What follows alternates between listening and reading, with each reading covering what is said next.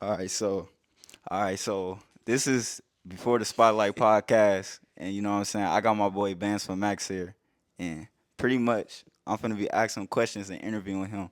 If y'all don't know who he is, man, y'all could go check him out. Instagram, YouTube, Apple Music, all that. All right, so I got some questions for him, and I'ma just, you know what I'm saying. I want to ask you, and get an understanding of like who you is and what you got going on. But S- So for the people who don't know you yet, hmm who is Bands4maxx in your own words? I feel like I'm just a regular person, chill person, chasing what I used to dream of and like what I enjoy doing, listening to. Always been the type of person to do what I want to do. Like nobody could really ever tell me anything.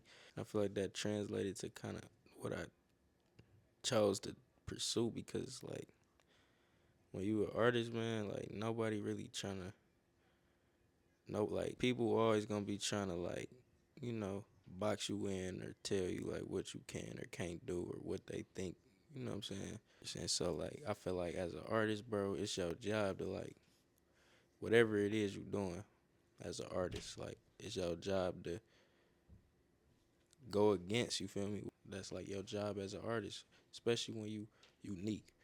Feel me? You a unique artist. All right, so basically explaining what you just said, like, so how would you deal with like people like critiquing you or like hating on you or got something negative Well, to say?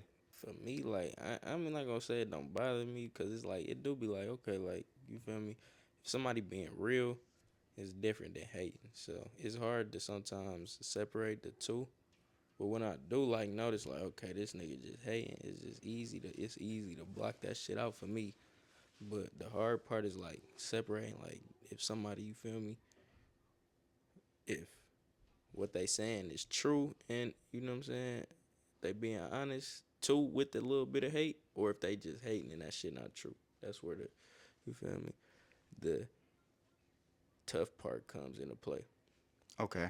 All right, so then I want to ask you like, where did your name come from? Like Bands4maxx. Well, for me, bro, I'm not gonna be 100. So that name, that was my Instagram name, like just my Instagram name. But when I started making music, it was like it stuck, like it got kind of a ring to it, like Bands4maxx. So it's just like easy to just use that as the name, man. Before I ever even was taking it serious, I was just making music like on BandLab, shit like that, and I just would put that as the name. Okay. And then so once I started dropping music for real, it was like cool, like that's just the name. All right, so I want to ask you a question pertaining to BandLab. You said you was making music on BandLab. So how did hmm that start out? Like, what was The beginning of BandLab, bro, that was my nigga 20. No, not 20K. Fucking Breezy. That was my nigga Breezy. So Breezy, he used to make music on BandLab. He made a song called Lay Low. And I heard it. I was used to work at this hair salon, and I heard it, and I was like, "Damn, like this shit hard." Like, feel me? This my man. So I call him. I'm like, "Bro, that shit hard, gang. Like, where you make that at, bro?" He like, "Yeah, bro, I made it on my phone, whoop de whoop." And I'm like, "Shit, damn, can you like, damn near, can we make a song together or whatnot?" And then what ended up happening is when I went to uh, bro crib where we were all like link up, hoop, and play the game and shit. They all knew how to use it already, so they showed me how to use it, and we made a song called motherfucker. It was called Troy, cause that was the name of the nigga beat we made. Right, we made a song called Troy, and shit. The rest was history. I just started making shit on my own, getting you feel me, getting my own little flow and shit without the bros, and just went on from there. Okay, so like, what would you describe your sound as? Like, for people that's just starting to listen to you and like, you know what I'm saying? Like, For me, like my song, bro, is like just think like the it's just a vibe, bro. Like sometimes I'm saying some shit that's like maybe real, but most of the time, bro, the whole point of my music is that you can like continuously listen to it and vibe. And like, it's no song that just not vibing. Like the beats that I'm choosing, they all fit a specific sound, and the sound that is called is New Jungle. But like, I don't like to label that as my entire sound. Kind of what is it, a genre that you could call it, like, and take that like kind of whatever you want, but that's kind of the genre that we creating with this music. Like it's called New Jungle. Okay. So what made New Jungle become a thing? That shit started with my nigga Kyle. So Kyle made this one beat and just sent it to me. Shit. Well, really, it started because Kyle got his own sound. So it's like he been making beats that sound like it, but he made this one specific beat one day, and it had this like sound to it, bro. I wish I had it on here, but it was the song. It was the beat to Havana Leaves and Sprinkles, Okay. and he sent it to me. And when I recorded it, like I did it, All right. it was like some rapping shit, and I hopped on the beat, whoop de whoop, and that was it. I took it. I was like, damn, bro, this beat like too hard for me to just. It was too hard for me to just like leave it like that. Like it just, damn, bro. Came back and I hopped on it with the auto tune, and I didn't even like it at first. But my nigga Kyle was like, shit, that's it, bro. A lot of people fucked with it. Some people didn't. Ended up doing, you feel me, pretty decent. And that ended up being like my biggest song so far. Yeah, bro, that's really what ended up happening with that. All right, so I got a question, like another question I want to ask you to like you know what I'm saying, pick your brain with this music stuff. Hmm. So when did you realize music was something you wanted to take seriously? Like, Shit, I can't remember who I was talking to, but it started. It was like a phase for real, bro. Like it wasn't just one day, and it's still damn near is in a process of happening. Like, but I'm kind of towards the end of that process where it's like, okay, this is really what I want to do for sure, for sure. Like, shit. I'm trying to figure out really what was the start. Like, damn, do I really want? Like when I start questioning, like asking that question of myself was probably around the time like really when I was just showing the homies, bro. Like they really put a lot of, you feel me, motivation into me, bro. Like I'm be honest, bro. Like showing the homies and they was fucking with it. Like that's really where it started. Cause like the guys fuck with it. cause if your friend's supportive and whatever you got going on, that shit is gone. I done been around a couple people that didn't really fuck with me. You feel me? But I kept those that did fuck with me closer, and that shit, you know, outweighed the bad, bro. And that's how you gotta do that shit, bro. Cause you can't expect to not come across fucked up people. Once you find your circle filled with that, you do gotta look at yourself like, Okay, so I want to ask you. So when did you feel like you was on to something? Like when you was making your music, like you know, I was on to something. Like around the time like I dropped Havana Leaf. Well, when I was on to something, yeah, Havana Leaves and Sprinkles, bro. That was the start. Like on to something where I found my sound. Like damn, I got my own sound. Like it sound cool, you know. Havana Leaf's tough as hell though. Like if y'all watching this, go listen to that shit. Like even before that, when me and Kyle would just get in that bitch every day, and it was like we would make decent, at least a decent song every day from the start of like September 2024. That's when we locked in, like August. Well, so we started locking in, and we was just start locking in every day after my car got stolen. He lived down the street from me, bro. My car got stolen, so you could pull up and shit. He record, make beats and all that, but really we was just pulling up on some chilling shit. But we would just make some songs, bro. And we every day like we was making something straight. Damn, this shit hard. And he was making the beats and I was rapping on it every time, damn near. Over time, like you know, once you build that consistency, you feel me? You start to see like, oh yeah, it's doing something. Like it's getting better, even without dropping it. Okay, yeah. So let's talk about consistency and like work ethic. What made your work ethic strong within your music? Was it because you had the love of doing it, or it's just like it Mm. just you feel like Yeah, it really was the love of doing it, bro. It was the love of doing it, bro. That's cause I'm not making no money off of it a lot yet. You know what I'm saying? So it's all for the love of doing it at this point. I see the potential and shit, but right now the work ethic strictly come from me just loving making music and loving good music, bro. so who was some inspirations to you like when making music, like artists you look up to or artists you want to work with like I think, bro, like artists that I looked up to, gang, like I never really looked up to no artists, you know. But I okay. did have a lot of inspirations in my music, like a lot of different people. So it's hard to say one, but a big one in like the vibe and the beats is V's for sure. Like the vibe, just the vibe it give, and just like that's the number one I would say. Like, okay, like I really do. I feel Feel like like I'm inspired that way. if you and V's make a song, that should be crazy. Yeah, and that is one of the artists. Like that's probably the top one of my artists that I want to work with, bro. V's for sure. Like so, shit. Some point if V's was to see this shit or see anything, like that's really one of my for sure That artists shit that I would will want be to work tough. with, and I would want it to be genuine too. Like not on no paying for a feature, cause it's like he already at a point where it's like, you feel me? Yeah, cause He already done hit certain accolades that it wouldn't be the same. Like we coming up together or nothing. It just be like on some genuine shit. okay. So I have like so for let's say cause you would you in Detroit and the sound of Detroit. How do you feel about the underground scene in Detroit? It's Sound for scene. sure growing, bro. Bro, it's so much shit, like so much shit, bro. My nigga Low Kane. It's Sosa. Punk Sosa, Low Kane. I'm trying to think off the top of my head. Like them two artists, you feel me, that's I'm closer with that I know off the top of my head. Okay. One Hooli, Real Money Mirror. Like people like that, they kind of more on the Detroit side of things, but all hard underground artists. All four of them got different sounds that I just named. So imagine how many other people are out there. You know, Yeah, definitely. like it's a lot.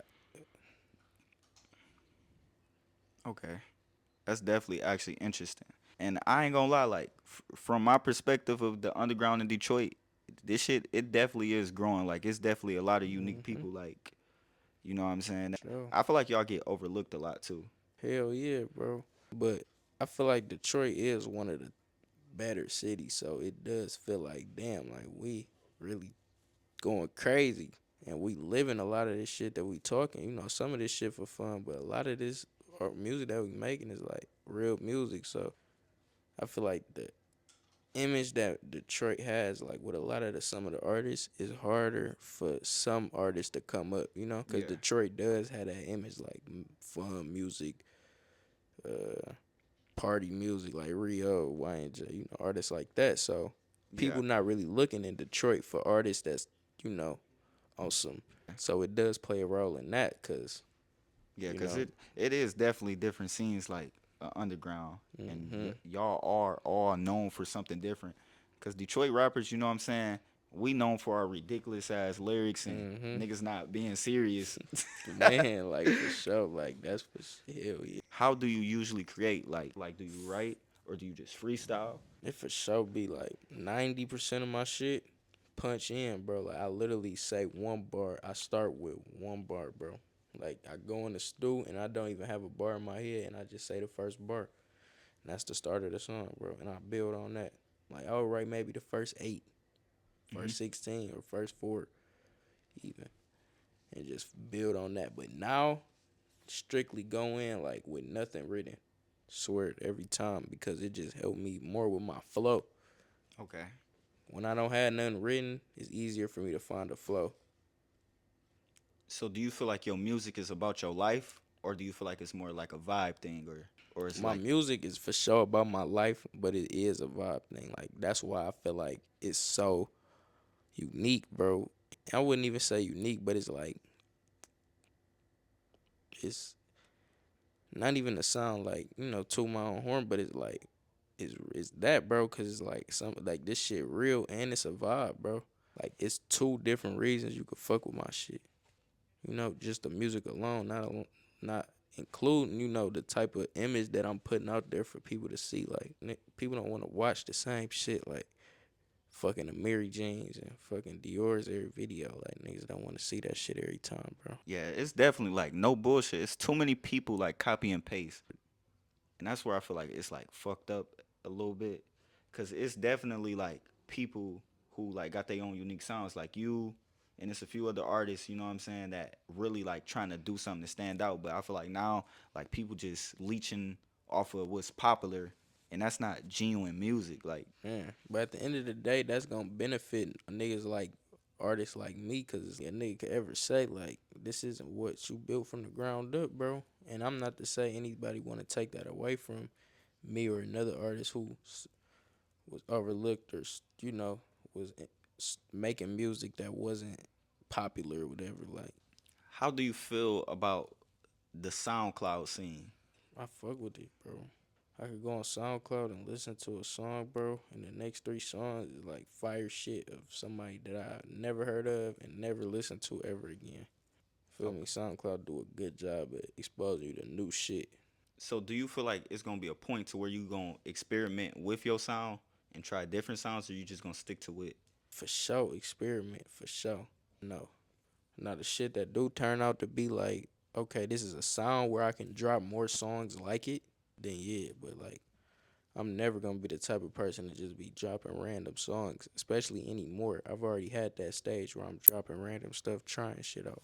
Like they know, like nigga, I was trying shit for sure. Yeah, shout out to Xavier Soulface. Man, like all type of shit, bro. Like Yeah, cause he be going crazy on them jerk beats. man, Cause everybody do got their sounds, and what works works, you know. And I want to ask you a question. So you built your way up, and you was able to make connections and hmm find like-minded people like you.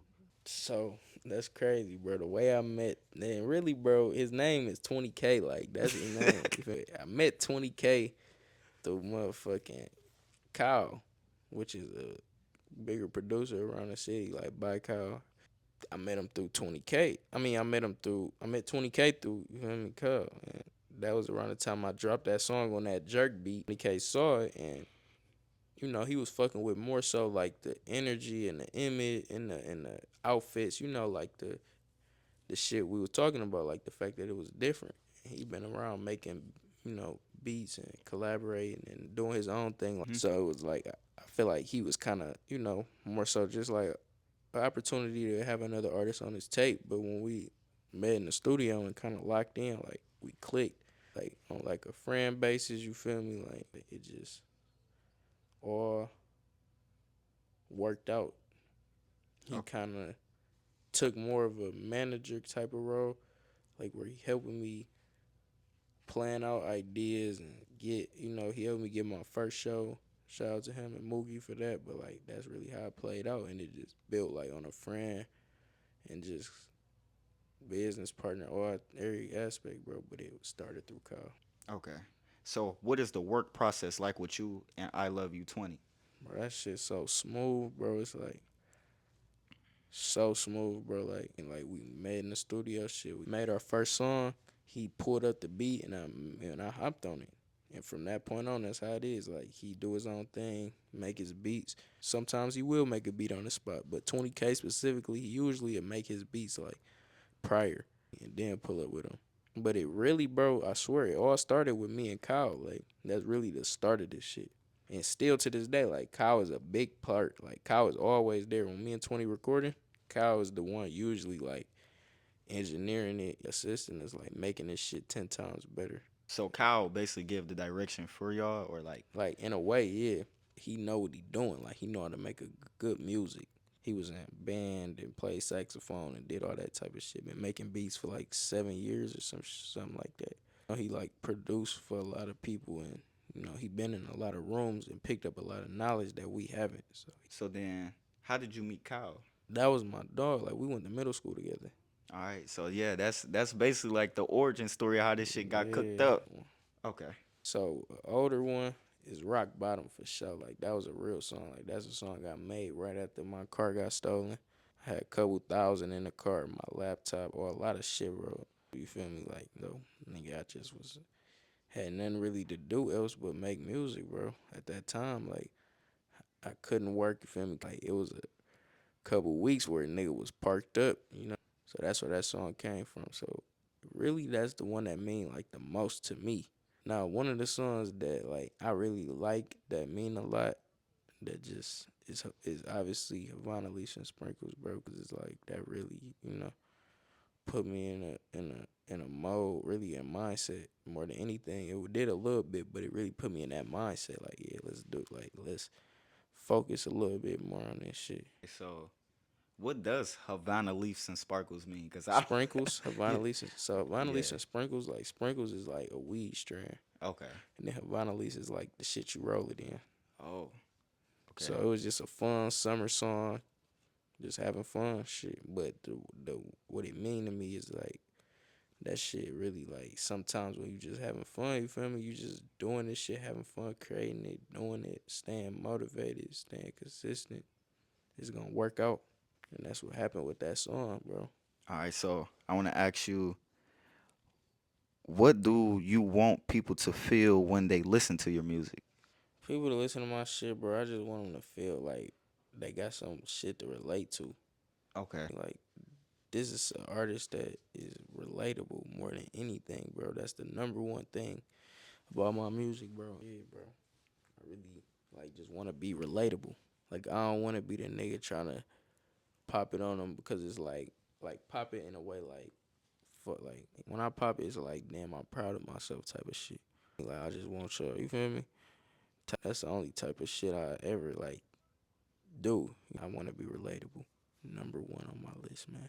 Okay, so what's a ideal goal that you have in mind for like your music and just for this year overall? This year, bro, at the end of this year, bro, I just want to be in a position where it's like I can choose like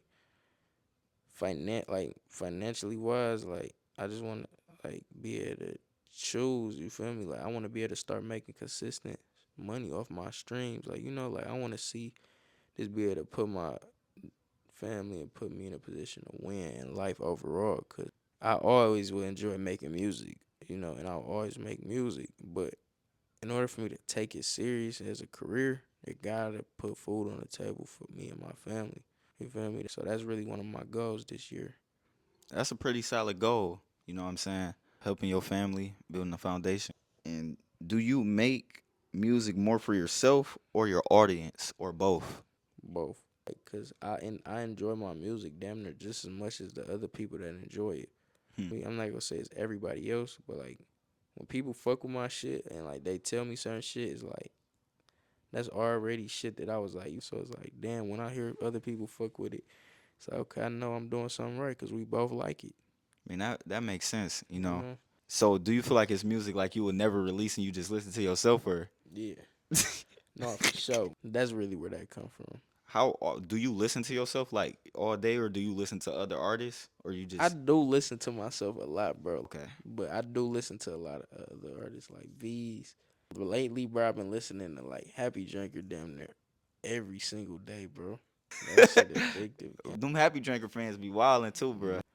I appreciate what he done built and shit. I just really fuck with the vibe and like all of that shit. Like and just like the artists that I listen to, like I genuinely feel like like I fuck with what they kind of, at least what they show they stand for. You know what I'm saying? I can't say that or not, but just the type of shit I'm gonna listen to on a day to day basis is relatable shit, like the music I make. I feel like I can relate to everybody I listen to in some way.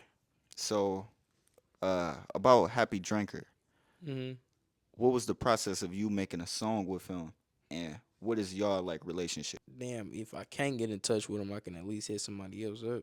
But I just hit him up shit and he hit me back, bro, on Instagram. He fucking had an open like that was fire to me. He fucking worked with me on the deal.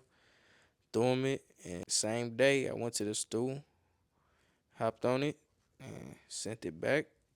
And he was fucking with it, shit. And I asked him like, like, is it cool I drop it on all platforms? And boom, dropped it. It did pretty decent on TikTok. So it would just happen like that on the music side. And then after that shit, I guess he probably listened to it again or something. You feel me? I don't know how the conversation came up with Bo, but we was chopping it up through the messages. Like, damn, like that shit actually turned out pretty good. You feel me? In order to do the transaction, like with him, you feel me, get him the money. Like I had a conversation with him on the phone on FaceTime and shit. And shit, we was just chopping it up. I asked him a couple questions like about his process, like how he making his music and shit. And like he was like, talking to a nigga and shit about his album and all that shit. And how 20K was, it just kind of like clicked on the music side of things. Like nothing more than that though. You feel me? Okay, so I want to ask you, how do you feel about features? Do you feel it's really don't matter, like it's a business side thing, or it's just For like sure, business for the features, okay, especially when you buying them. okay, When you buying them, you gotta be real strategic, and when you selling them, but more when you buying them, like, cause you want to make sure like your fans are gonna enjoy that song. Like, it wouldn't make sense for certain artists to go buy a feature from certain artists because it just wouldn't do. It wouldn't. That money that they spending could be spent elsewhere and would do more. That's where it comes into play because a lot of artists that's coming up don't have a big marketing budget that's underground. Okay. So you got to think like out of your budget. You got to be your own manager at this point. Like, say you got 300 extra to spend on music. Shit, you gonna spend it on a feature. If you just drop 3 videos, go spend it on a feature. If Okay. you ain't dropped a video in who knows how long, you might need to drop your own video without nobody else, so people know you serious. To like. No, not necessarily. I feel like it helps though. It helps for sure. Like because if an artist genuinely fuck with another artist's music, he gonna be more inclined to make better music with him. Now, if I'm just fucking with you because you paying me, I might throw you anything. Now, that might be the case either way, but I'm just saying, like, you gotta think, like, damn, is this artist more likely to throw me something because I'm paying him or because he fuck with my music? And that's where it kind of decide. You kind of gotta decide that. Sometimes when you buying a feature, it ain't about it. Use your own judgment. That's So, what's something people don't see behind the scenes of your grind? shit. The arguments, you feel me, with the people around me that's we working. Like this shit do be like, cause we all passionate, eye to eye, but we always get through it, like for sure. Cause we ain't gonna like people I'm around, the people type person I am. We ain't gonna go to the internet and never would. So it's like, well, how would you? And it's Okay. the only way people seeing my music, seeing my image. Yeah. I mean, I agree. You know, and that's real, cause people. I don't know. It could be kind of weird, like going on the internet saying weird stuff, and you know, just uh, Hmm. it's better just to keep a strong circle. Have you ever thought about quitting, and what stopped you? Not really, bro. Since I started making music, bro, I always been motivated, bro. So it was never a time I was like, I don't want to do this Okay. ever. Which is why I think like every day more and more, this is what I want to do for life. Cause even when I'm not making money, you know what I'm saying? And so so since you said that, what's like some tips that you would give someone that's like up and coming who wants to make music but don't know where to start, or Mm. like. I say, keep trying, bro.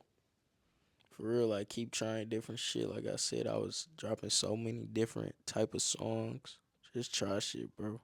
Until one day you find like some shit that's keep going with that till you master that. Like don't make all the shit that you excited to show this, you know what I'm saying? Okay. Don't be that type of person, bro. When you an artist. Make you be unique if you wanna go far. If you just wanna make good music, you can make good music. You might blow up. But my advice, bro, if you really wanna like have a good chance, a better chance, you gotta just try different shit until you blend it all together, the shit you like and find your own. Okay. That's a that's a great perspective, you know what I'm saying? And so what's one mistake you made early on that you learned from? One mistake, bro, was dropping too much. Just dropping random songs, a bunch of songs put together. Now it's more thought through. Like this is the sound I want to go for with these 3 songs or these 4 songs or Okay. this song or this tape. And moving forward, that's what it's gonna be. Like it's gonna all kind of be playing at each other. Okay. That's really what I want and strive for. I want you to know what you coming for. Like think about it. Your favorite artist, you know what you getting when you go listen to them. Like you know what vibe. Like you generally know what type of beat they about to get on, and Yeah. that's why you go click on it. That's why you go listen to it, and that's why you go to their shows, and that's why you support them. Are you going to do any shows like Hell for yeah, bro. that's up and coming, or And I did do like a show at it was at a fashion show. I did a performance there, 3 songs, and it went smooth. The crowd was for sure engaging, with no like negative like energy or nothing. So I for sure I'm gonna do more moving forward. okay, so break But that down what's up? about the fashion show. Shit, bro. I was drunk as hell, bro. I was just having fun, bro. Me and my boys, we drove up to Kalamazoo. It was a fashion show at Western Michigan, and we just fucking performed shit. in the intermission, Okay. and they just like they had other stuff, other artists performing, but me and 20K went up there and shit, and then also my nigga Lil Kane, he went up there and performed at a different intermission and shit. It was cool for sure. Okay. All right. So who who influenced your sound or mindset the most? My mindset for sure, like my granddad for sure, cause he like a hard working person. Okay. Think about it. Who was putting V's on, bro? You know, Yeah, and V's. in a way, Besides that, bro, V's really paved the way for himself, bro, and a lot of other artists too. But Babyface Ray, you feel me? Niggas like Playboy Cardi, like people like that. Like even upcoming artists like Happy Drinker that's like doing his own shit. Like nobody else is making music like that. And he still get up every day and do it. Cause you know what I'm saying? He creating his own wave. And he gotta get up every day. He can't go listen to another artist. I mean he could in a way, but like I'm telling you, man, more than you think, bro, this shit hard to be creative. Like it's hard as hell to be creative. So I really respect the creative artists. Where do you see yourself if everything goes right? Shit, if everything go right, bro, with this music shit, gang, I see myself somewhere warm, making album a year, bro, for the rest of my life. Till I'm tired of making music, and then I can just use my influence to do whatever it is I'm motivated to do at the time, bro. Okay. That's really my goal, though. Do you To, want people to look at you as just a rapper or just like a artist? Like, do you feel like you got different things? no, bro, I'm an artist. Like, I'm an influencer. I'm a leader. You feel me? Like, it's more to me than just music. So, I'm not labeled as a rapper at all. Okay. Like, in no way possible. What separates you from other artists that's coming up right now? My style, bro. You feel me? Come in suit and tie every video. My videographer, the way he's editing the videos is like the same, kind of vibe. Other people doing it, but like nobody's consistently putting all these pieces of the puzzle together and making it one. So it's everything put together: the sound, the style, the clothes, and all that shit. If fame never comes, which is cool with me, like I just want to be able to make, what I'm saying, to make consistent good music and have people enjoy it. You feel me? Aside from that, bro, like I know financially and otherwise, like success wise, I'm gonna be straight. Cause really success is about how hard you work at whatever it is you working towards. So if I was to shift lanes, like I know I could be just as successful, if not more, in another lane, bro. But I just want to be able to make good music that people like and that more and more people like every day. Okay, so what message, or actually, let's say when where you can, let's say, so what people expect, like, what do they expect next from you? So shit, upcoming right now, bro. I got a deluxe coming up in the next month or so. For you feel me, two maybe, but more songs, kind of just similar to the new Jungle album. Then after that, I'm gonna drop probably singles, album, EP, whatever. But I got more shit. I don't have anything specifically lined up yet. I don't like that, so I have to do that or that. Yeah. So you want to be signed? Um, at some point later. Okay. Like when I'm making enough money myself that I'm like up. Then I want to be able to leverage that. Like I can get up front at this. I know I'm gonna make it. I know it. It's proven in my stats. So if you was to get signed today, Hmm? what record label would you want to get signed to? I don't know, bro. I would have to talk to them and see what they morals are and shit, and what I'm saying. It's about the people that's behind it more than the name. So I would have to meet the people behind each one that I'm considering at the time. Okay. For real, bro. To be real with you. All right. So where can people find you and support you? Bands4maxx, all platforms: Apple Music, Spotify, YouTube, SoundCloud, Instagram, TikTok. Bands, the number four, MAXX, all platforms, bro. Okay, so what's something you want to say to like end this off? Like, Shit, bro. Keep going at whatever you doing, man. Keep like trying new shit, bro. Never quit trying new shit, no matter how old you get, cause that's the point of life. oh What God, if that nigga hit 30 and was like, "Fuck it, I'm not about to try shit." Niggas like, what is a nigga that did that electric shit with the light bulb? Tom, what was his name? Thomas Edison. Hell yeah, that nigga. He was old as hell doing that type of shit. Think about now. Like, always try shit no matter how old you get. Number one advice. Yeah, keep trying, bro. Y'all just gotta keep trying, cause, bro, that's what I was doing. I'm like, I'm trying to figure out what the fuck is gonna work for me. I'm just trying new shit. That's the point of life, bro.